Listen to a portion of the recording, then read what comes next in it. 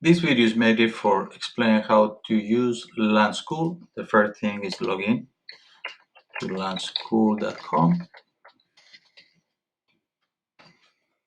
You need to use your credential for Google. Go to login. You see this part. Let's say login. That's where we need to log in.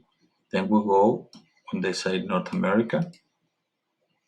Or North America, you will have the chance for using here. You need to go here when they say Google.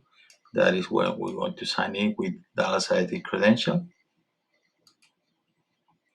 When you access this, you will have the first page when you see exist the possibility that your organization is unable to verify. So you go with your name on the top. You see SM because my name is Samuel Munoz. You click there and you go when they say Dallas ISD. With this, all your classes by default by Clever is populated over there. So the thing that you need to do in this case, for example, 3D, I have 16 students. You must need to go when they say start class, and then you will see the student online. Clearly today nobody uses it, that's why we don't have any student. You should see the student screen over there, and then you need to use all the process like you can now block the student screen, unblock. You can send a website if you need it, and you can also move it and customize it based on the need that you have to see.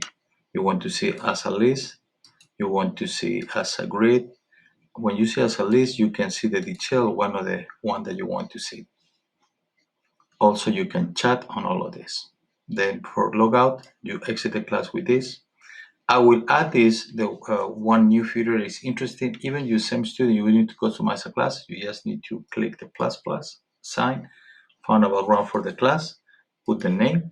In this case, I will put class Rask. You put the description of the subject that you want. Then the next step is put next. For populated, you need to go here and search student. In this case, I put student that I know exists. You will see the name of the student here. You select, and then you go student by student. Again, I will put two students that I know that are in my class.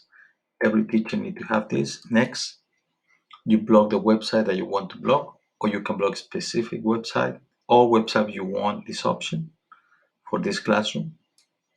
And then you need to type the message name that I want to see when you have put in blank. In this case, I put thanks to being Mr. Munoz class, finish, and you have the class here. And start the same procedure, start class. And you will see the two students that we listed there. I will put as a group view so you can see all of them. And that's it. For deleted, you go on the wheel, remove class, remove, and simple as that.